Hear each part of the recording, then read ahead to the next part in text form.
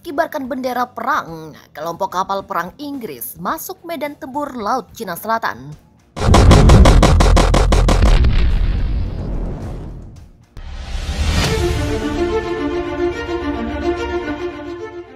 Belum cukup kehebohan di Laut Hitam saat kapal perang Inggris HMS Defender dituduh memasuki wilayah Crimea yang dibawa kendali Rusia hingga nyaris baku hantam dengan pesawat tempur Rusia.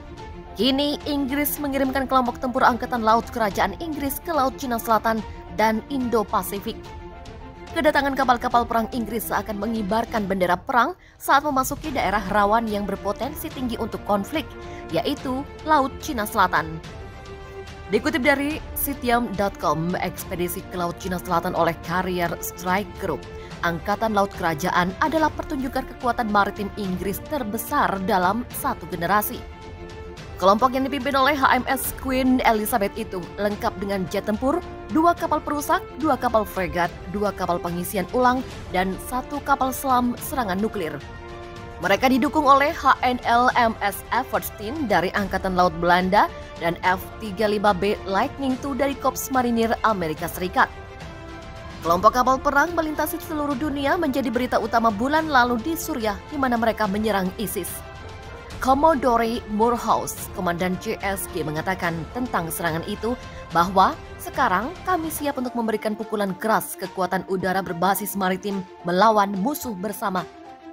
Setelah memisahkan diri dari CSG untuk tur Laut Hitam, HMS Defender menarik kemarahan Kremlin saat melewati Crimea yang diduduki Rusia. Misi HMS Defender adalah teguran penting terhadap klaim tidak sah Rusia atas wilayah dan perairan Ukraina. Selanjutnya, CSG transit terusan Suez dalam perjalanan ke tujuan akhirnya Indo-Pasifik. Beberapa orang mungkin bertanya-tanya mengapa Inggris mengerahkan kekuatan maritim yang begitu besar, begitu jauh dari dalam negeri. Jawabannya sederhana. Pertama, penyebaran itu meningkatkan interoperabilitas dengan sekutu dan mitra Inggris, membantu menegakkan keamanan kolektif. Dengan bekerja sama dengan Amerika Serikat, Jepang, India, dan anggota Five Power Defense Arrangement atau FPDA, CSG akan meningkatkan kerjasama antara negara-negara Indo-Pasifik yang bebas dan terbuka. Menteri Pertahanan Ben Wallace mengatakan, latihan kapal perang di seluruh kawasan Indo-Pasifik menyoroti pentingnya baru yang ditempatkan pada hubungan pertahanan dan keamanan Inggris yang sudah berlangsung lama dengan mitra dan sekutunya yang berharga di kawasan itu. Pengerahan itu juga menandai dimulainya geostrategi Inggris yang baru, pengerahan aset militer ke depan ke teater yang jauh untuk mencegah negara-negara revisionis menutup atau mengambil kendali tatanan internasional.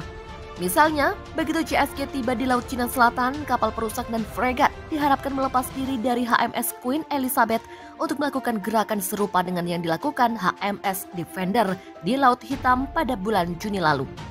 China telah membuat banyak klaim maritim yang tidak sah dan berlebihan atas sebagian bahkan semua Laut Cina Selatan.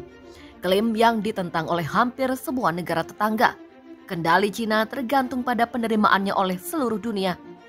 Kehadiran CSG bertujuan untuk secara tegas dan tegas menolak klaim Beijing yang tidak adil.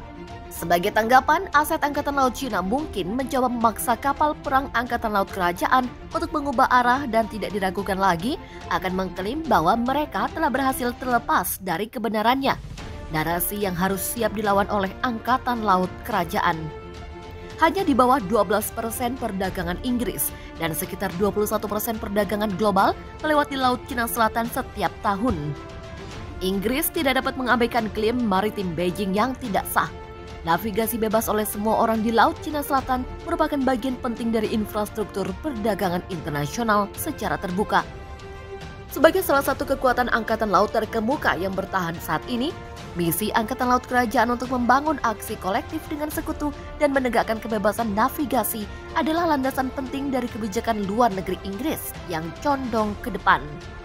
Hal ini telah menempatkan Rusia di tempatnya di Laut Hitam, menekan ISIS di Levant dan kemungkinan akan menantang klaim Cina atas Laut Cina Selatan, membuktikan bahwa rezim otoriter tidak dapat melakukan apa yang mereka inginkan.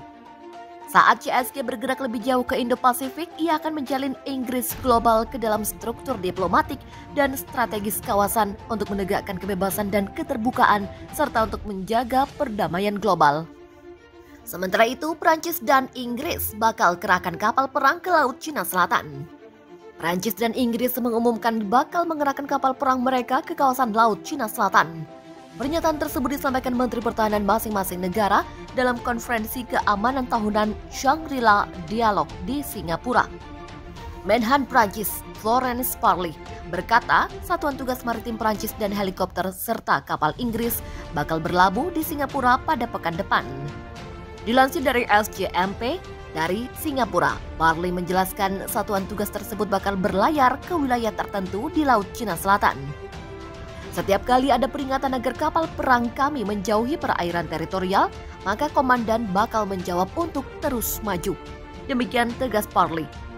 Dalam pandangannya, Laut Cina Selatan yang diklaim oleh Cina tersebut merupakan perairan internasional yang boleh dimasuki oleh siapapun.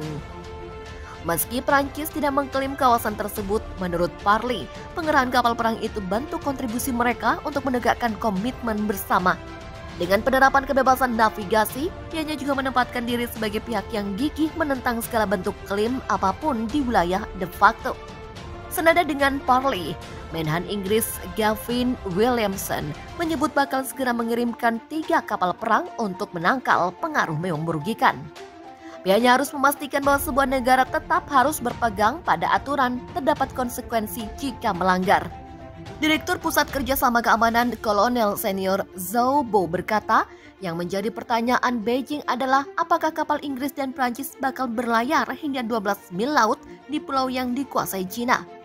Jika mereka masuk ke dalam kawasan 12 mil laut, maka Cina bakal menganggapnya sebagai provokasi yang disengaja. Demikian kata Zhao. Sebelumnya, Menhan Amerika Serikat Jim Mattis menyebut Cina telah melakukan intimidasi dan paksaan melalui militerisasi di Laut Cina Selatan. Mantan jenderal di Korps Marinir Amerika Serikat itu menerima laporan bahwa Cina membangun fasilitas militer Kepulauan Spratly dan Paracel. Antara lain sistem rudal anti kapal perang, sistem pertahanan anti serangan udara, pengajak jaringan perangkat elektronik, hingga penempatan pesawat pembom strategis. Meski Cina berkata sebaliknya, namun penempatan sistem persenjataan ini menunjukkan mereka bertujuan melakukan intimidasi dan paksaan. Ucapan Mattis kemudian dibalas oleh kepala delegasi Cina, Letjen Hailey, dengan menyebut komentar Amerika Serikat tak bertanggung jawab.